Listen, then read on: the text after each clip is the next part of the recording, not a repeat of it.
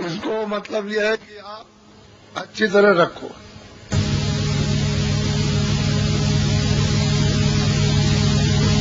उसने दिया और इस मकान में बंद कर दिया आपको।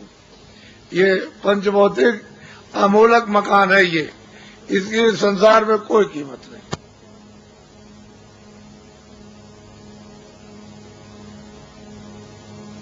इसमें गंगा भरो, यदि का पाप का पुल इसको साफ सुथरा रखना और जो अधिकार दिए करते काम पूरा से पूरा करो, अच्छा से अच्छा उनकी तरफ से कोई रोक नहीं, जो आदेश देता है आदेश नहीं देता, जो आपकी इच्छा जो में इसके लिए काम करोगे सब उसके यहाँ लिखेगा।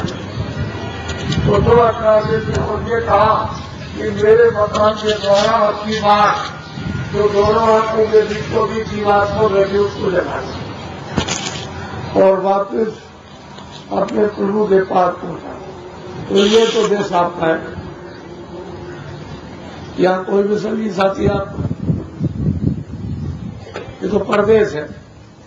कहते हैं मेरा साथी है, मेरा बच्चा है, मेरा मित्र है, मेरा भाई है, मेरी जमीन, मेरा मकान है। भाई ये अनमोल मनुष्य शरीर आपको किराए पर मिला है और निश्चित समय उसने कर दिया थोड़े दिन के लिए। जैसे ही समय पूरा हुआ उसको ये नहीं देखना घर में तुम्हारे बच्चा है, बच्ची है, माँ है, पिता है, कुछ नहीं। जिसका समय पूरा हुआ उसने ऐलान कर दिया कि समय पूरा हो गया, जाओ सिपाही मकान खाली कराओ। उस वक्त दौड़ पड़ेंगे तो बस है क्या करेंगे, आंख अंधी कान बहरे, जवान बंद और बुद्धि पागल, आवाज देते ही बस हो जाएगा। कहेंगे मालिक का होगा मगर तो बात एक सेकंड भी नहीं लगेगा। मन को, बुद्धि को, चित्त को, प्राणों को, जीवात्मा को इस शरीर से निकाल भाई, ये शरीर जमीन पर पड़ा, ये इसके द्वारा जो आपने जमा किया था वो सब मकान ये पड़ा, जमीन ये पड़ी, घर का सामान, सोना चांदी, बच्चे, स्त्री, पति पत्नी, दोस्त मित्र है, ये सब आपके। एक चीज जाने वाली नहीं आती। ये बताओ कभी आपने सोचा है कि मैंने अपने लिए क्या किया?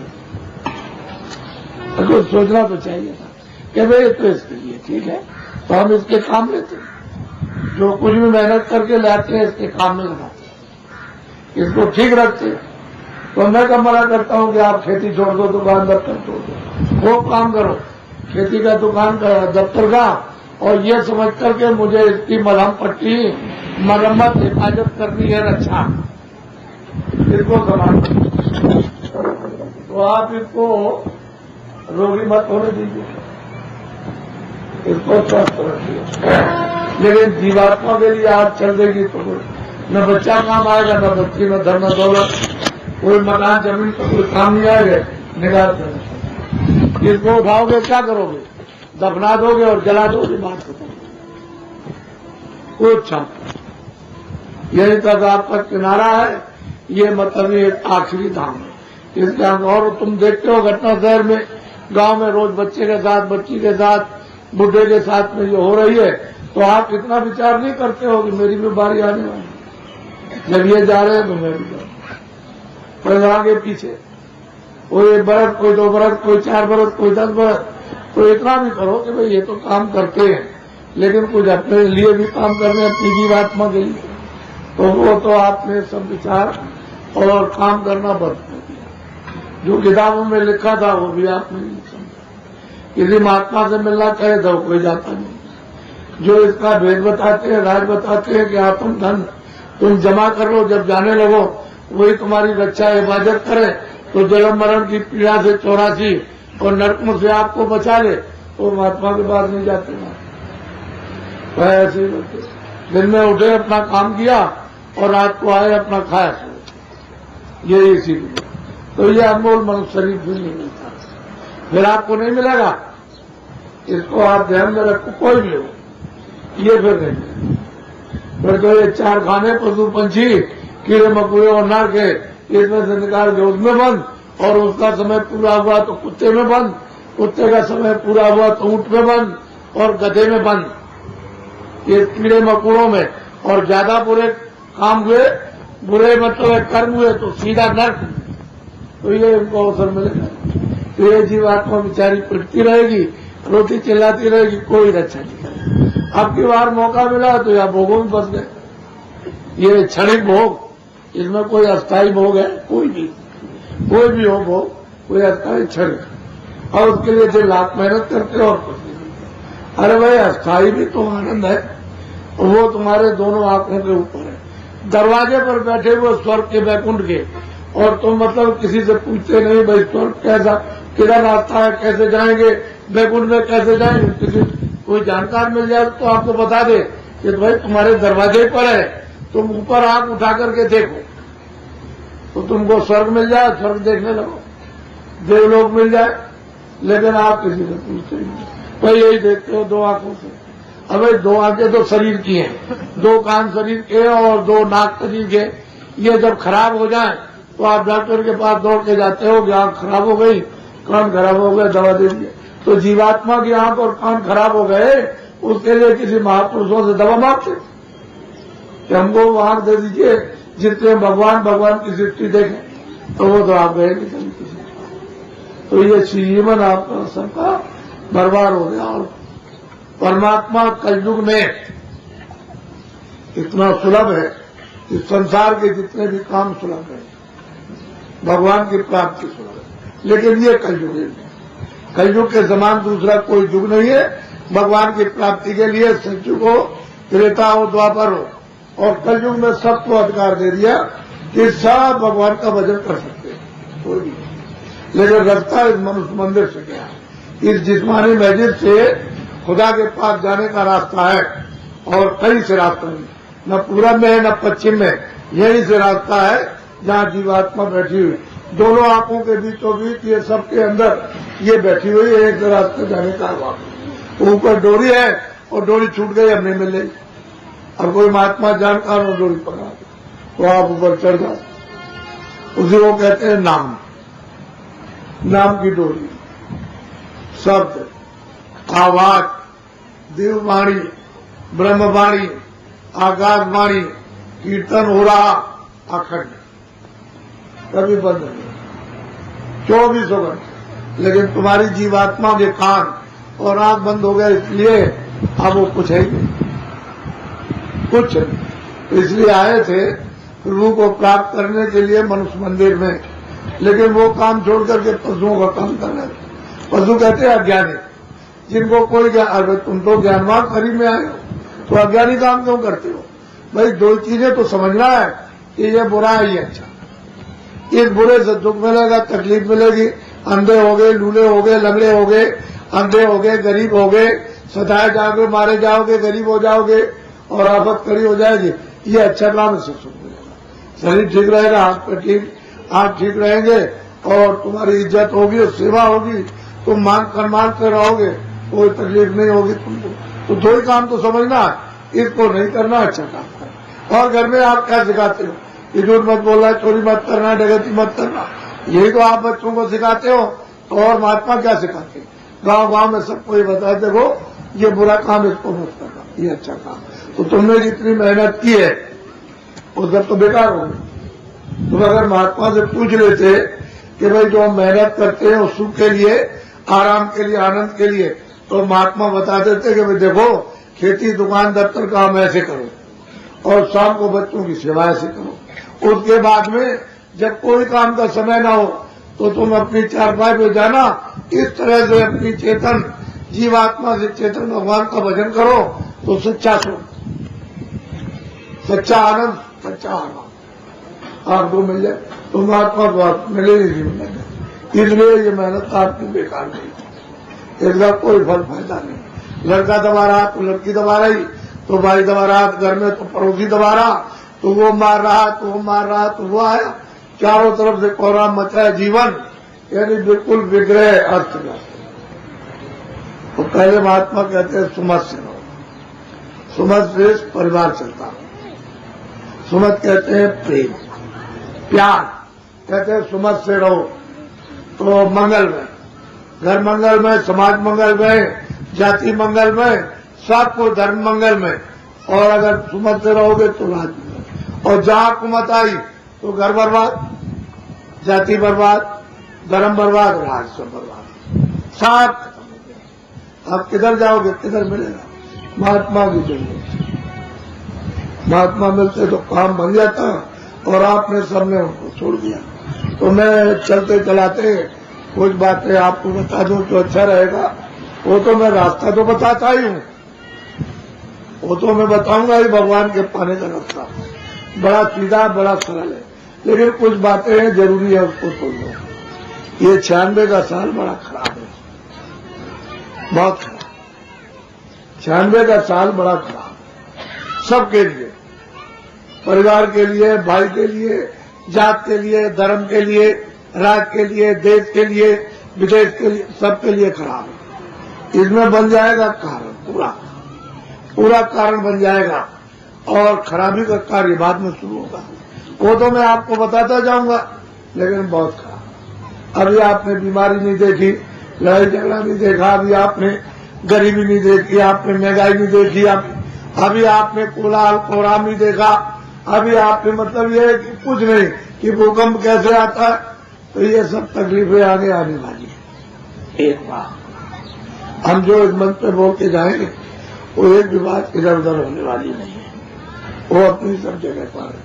अब मेरी बात को आप लोग पढ़े लिखे हो, समझदार हो, तो समझ से काम करो। 4 वर्षों से लगातार बोल रहा हूं कि देखो अपना अपना सब लोग यानी बचाव करो। ये भूमजोतक, कागदार, दफ्तर वाले, कर्मचारी, अधिकारी, ये सेठ साहूकार, राज करने वाले, अपना अपना बचाव सोचो, बचाव करो।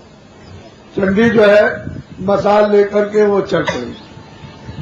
पहले कहा था कि चंडी तैयारी कर रही है, सच धज करके चलेगी, और फिर इनको कहा कि वो बिल्कुल मसाल लेकर चल पड़ी, मुल्कों में जा रही। उस मुल्क का दौड़ा, उस मुल्क का दौड़ा, उस मुल्क का दौड़ा, उस देश का दौड़ा, उस देश का दौड़ा, और सब मुल्कों में जाकर के वो क्या करेगी चंडी? आपको तो आंख दिखाई देगी नहीं, तो आप उसको समझ भी नहीं सकते हो, देख भी नहीं सकते हो। वो क्या करेगी? वहां के मुल्क के धन को गायब कर देगी। डॉलर हो या रुपया पैसा हो या कुछ हो, जो भी उनके मुल्क में इसको जो बोलते होंगे उसको गायब कर देंगे, गायब करेंगे। उसमें जाएगी, उसको गायब करेगी, उसमें जाएगी, भारत में भी आएगी, यहाँ भी गायब कर देगी। तो फिर वहां लोग क्या करेंगे कि राज वाले चिल्लाएंगे, वही धन किधर चला गया, शेर साहब के चिल्लाएंगे, धन किधर गया, जनता वहां की चिल्लाएगी, धन किधर गया, उस मुल्क के चिल्लाएंगे, धन किधर गया, उस मुल्क के चिल्लाएंगे, और भारत के भी एक तरफ से सब चिल्लाएंगे। चाहे वो मतलब ये है कि राया हो, जनता हो, चिल्लाएगी, और फिर उसके बाद में सेठ साहूकार चिल्लाएंगे, और जो शासन करते हो चिल्लाएंगे कि हमारे खजाने में नहीं रह गया, कहां चला गया, हमसे देश नहीं चल सकता। जब सारे मुल्कों में जब जनता और सेठ साहूकार और सरकारें जब चिल्लाने लगे, और रेडियो अखबारों पर जब जोर शोर से आने लगे, तो हमारे बच्चा बात मान लेगा। लिखे तो रहो, लिखे रख लो डायरी में, बाबा जी ने ये कहा, लिखे रखिए आप। फिर जब सब मुल्कों का धन वो गायब कर देगी चंडी, तो क्या करेगी? एक प्रधानमंत्री का मन खराब, राष्ट्रपति का मन खराब, उस देश के प्रधानमंत्री का मन खराब, उसका खराब कर देगी, उसका खराब करेगी, उसका कर देगी, इसका कर देगी, इनका खराब कर देगी। तो क्या हो जाएगा? तो बच जाएगी। क्या हो जाएगा? मारकाट।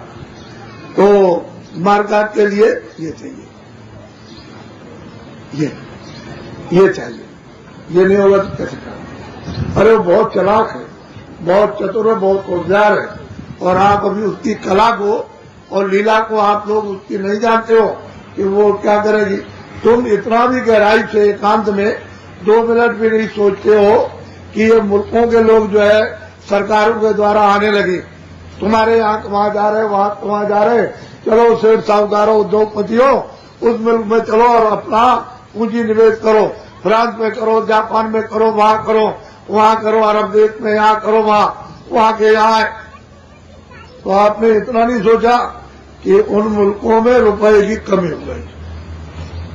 व्यापार तो जब किया जाता है दूसरे मुल्क में, जब कमी हो जाए कि जाओ वहां व्यापार करके वहां से रुपया पैसा कमा के ले आओ अपने देश। आपने इतना नहीं अभी समझा तो चंडी क्या करेगी? आपने वहां जापान में लगाया, चीन में लगा दिया, आपने इटली में लगा दिया, आपने ऑस्ट्रेलिया में आपने लगा दिया, आपने अरब देशों में लगा दिया, या उन्होंने यहां लगा दिया, तो वो गायब कर देगी। तो आप कह चला नुकसान हो गया, नुकसान हो गया, क्या हो गया, ये कैसे नुकसान हो गया? समझ में कुछ नहीं आएगी, तब तक मजदूरों को मजदूरी हड़ताल हो जाएगी तो और नुकसान हो जाएगा।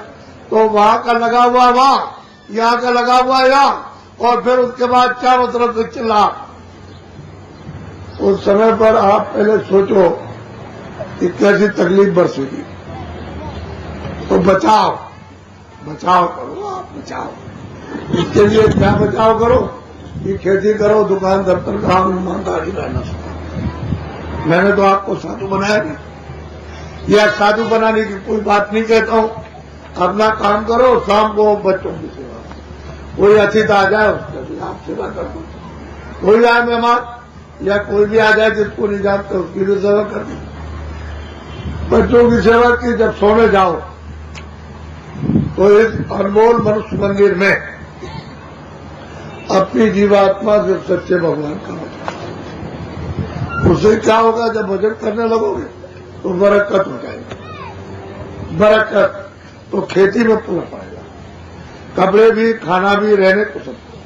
दफ्तर में काम करो पूरा पड़ जाएगा, और फिर दुकान में काम करो। अरे भाई ऐसा काम करो जो इसको भी लोग भी बन जाए, ये भी ठीक रहे और आत्मा का कल्याण भी हो जाए। न ये ठीक रहे न जीवात्मा का कल्याण। तो आपने जो जन्म लिया किस लिए लिया? ये अनमोल मनुष्य शरीर, तो बुद्धि का क्या उपयोग किया? इसमें फंस गए। अब क्या करोगे आप? कुछ नहीं करना। तो बड़ी भारी खुशी बताने वाली। तो मैं काशी में फरवरी में कार्यक्रम कर रहा था, बहुत बड़ा। ऐसा कार्यक्रम काशी में कभी किसी का हुआ नहीं, इतना जनमानस वहां फरवरी में। तो वहां ये कार्यक्रम कर रहा था, तो बीच में ये चुनाव की घोषणा हो गई। ये चुनाव होगा तो 15 फरवरी को मैं मथुरा आश्रम पहुंच गया, और 3 महीने 21 दिन आश्रम रहा, बाहर नहीं गया। और रेडियो अखबारों पर आप लोग भी सुनते रहे कि स्वच्छ चुनाव होगा, बिल्कुल पवित्र चुनाव होगा, किसी को कोई तकलीफ नहीं होगी, और किसी को कोई धोखा नहीं होगा, और कोई बेईमानी नहीं होगी, और कोई जाली वोट नहीं पड़ेगा। ये तमाम, ये बात तो जरूर हुई कि शोरगुल तो कम हो गया। ये जो जनता बैठी है और बच्चे स्कूल में पढ़ते रहे, इनको तो आराम मिला शांति से। लेकिन ये जो भूमज्योतकों ने जो प्रचार किया सारे देश के अंदर, यहाँ भी प्रचार किया और सारे प्रांतों में प्रचार किया, उसका असर ये हो गया कि जनता बिल्कुल उदास हो गई। उसके 4 मुद्दे थे भूमज्योतकों के, 4 मुद्दे कि जितना भी भूमज्योतकों ने कर्जा दिया उसका ब्याज माफ हो जाएगा। जितनी भी लाइसेंस प्रणाली है, ये छोटे बड़े कारखाने की, किसी दुकान की, किसी कारखाने की, बड़ा से बड़ा छोटा, वो लाइसेंस खत्म हो जाएगा। जितने भी कर्मचारी अधिकारी, उनको कोई अधिकार काम करने का दफ्तर में नहीं है, उनको पूरा अधिकार मिल जाएगा जिससे कि आपका पूरा काम होगा। फिर जितने भी बच्चे स्कूल में पढ़ते हैं, इनको नौकरी से सीधा काम, जैसे पढ़ो और पढ़ के निकलो और सीधे काम पर जाओ।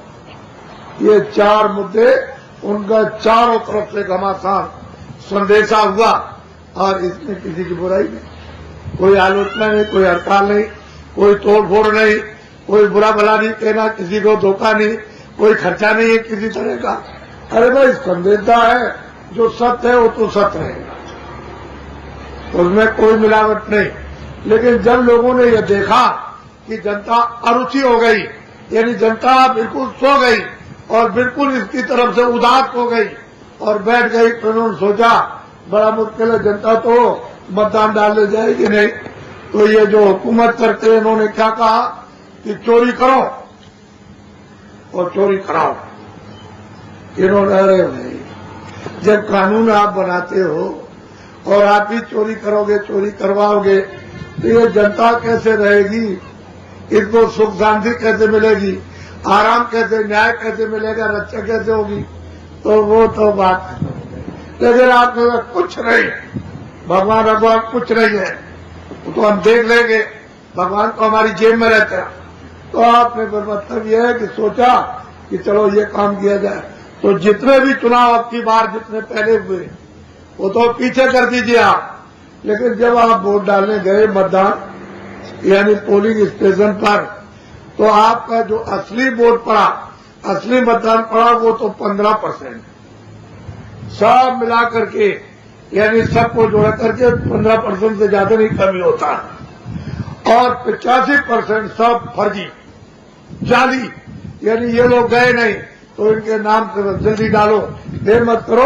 अरे ऐसे हाथ रख करके और दिल पर कि बाबा जी ठीक कह रहे कि गलत कह रहे, उसको आप लोग अच्छी तरह से, और अखबारों पर रेडियो पर हम जा रहे, सीधे दिल्ली पहुंच रहे, वो कहता हम पहुंच रहे, वो कहता हम पहुंच रहे, साफ जोर शोर से नगाड़ा बजा रहे, और जनता बिल्कुल चुपचाप गांव में सब जगह पर एकदम कुछ नहीं बोल रही, कोई आया कुछ नहीं, और कह रहे हम जा रहे, हम प्रधानमंत्री, हम ये बनेंगे, हम वो बनेंगे, सीधे जा रहे, हमको 200 और हमको 150, हमको इतने, हमको इतने, हमको इतने, ये सब आवाजें आप सुनते रहे। मैं आश्रम में सब सुनता रहा और बैठ के देखता, 3 महीने 21 दिन वहां रहा, मथुरा आश्रम पर, कहीं बाहर निकल के नहीं गया, ये सब देखता रहा, और इन लोगों से सबने कह दिया कि पूरा अध्ययन कराओ।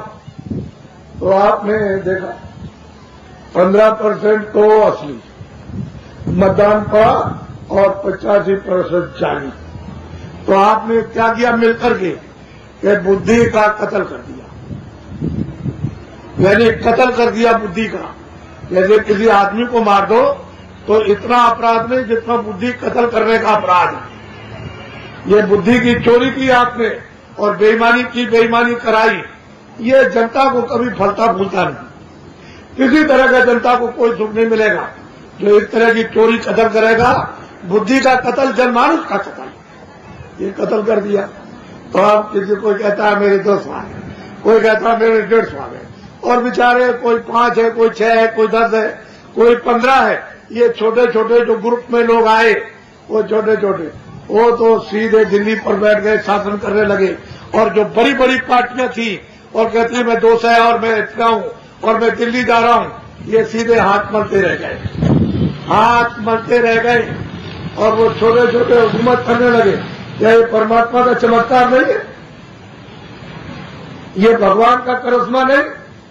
आपने इस पर कभी विचार नहीं किया कि वो देख रहा है, उसके देवता देख रहे हैं, और तुम कहते हैं हम जबरदस्ती चाहेंगे? ये नहीं, कुदरत ने साथ उसने साथ, ऐसा काम में साथ नहीं देगा। इसलिए आप ये काम मत कीजिए, आप चोरी मत कीजिए, न कराइए चोरी। इनकी श्रद्धा, ये श्रद्धा को लीजिए कि आप अपना मतदान, अपनी बुद्धि दान, अपनी भावना का दान, अपनी इच्छा का दान स्वेच्छा करो, चोरी से। कि हम नहीं चाहते हैं तो जबरदस्ती हम नहीं गए, तुम्हारे नाम पर डाल दिया। अब वो पहुंच रहे हैं तो वहां कहते हैं भाई हम तो आए वोट डालने के लिए, कह रहे तुम्हारा वोट पड़ गया।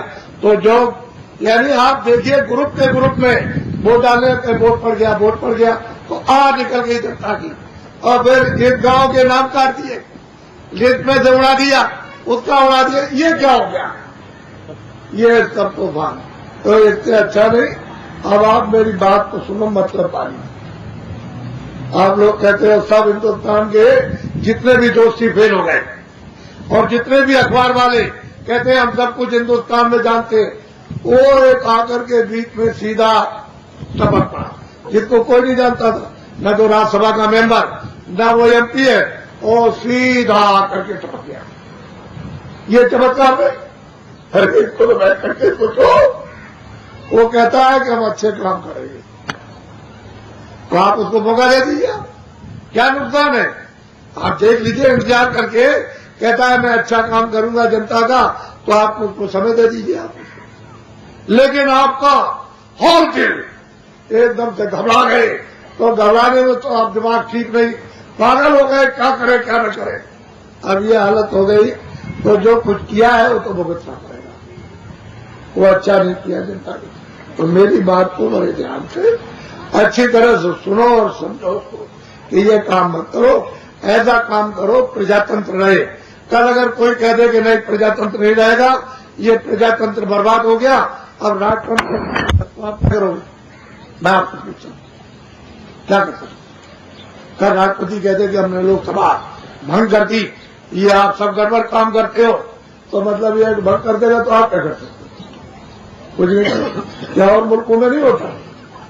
जरा सा गड़बड़ी होती है तो हो जाता, चिल्लाते रहिए आप। इसलिए ऐसा मत करो। प्रजातंत्र को करते हो, प्रजातंत्र का नियम और उसके वसूल और उसकी सेवाएं को वादा करो और करो। थोड़ा त्याग तो चाहिए। जब त्याग करोगे तो जनता आम का काम होगा और वो आपके काम से खुश होगी, प्रसन्न होगी, उसको आराम मिलेगा। और अवाम का काम नहीं करोगे तो ये सही बात। अगर मुझसे पूछते हो, कोई अगर सच्चा आदमी आ जाए, कोई भी आ जाए, तो जितने भी राजनीतिक लोग एक भी नहीं बच सकते, अगर मुझसे पूछते आप पहले सोच लीजिए। तो इसलिए है कभी कुदरत ऐसा कर दे सच्चा आदमी आ जाए, किसी के दिमाग में कुछ और बैठा दे, तो आपको अभी क्या पता है? तो बाबा जी को तो ये मालूम है। इसलिए मैं आपको कहता हूं कि सचेत हो जाओ। किसी की क्यों बुराई करते हो? इसकी बुराई, उसकी बुराई, उसकी बुराई, इस राजनीति की, उस राजनीति की, उस धर्म की, उसकी बुराई, तो इसमें लगे हुए हो तो कुछ इनका काम क्या करोगे? जब घर में झगड़ा हो जाएगा तो कोई दुकान चलेगी, कोई खेती होगी, वहां झगड़े में फंस गए, कौन जाएगा नौकरी पर?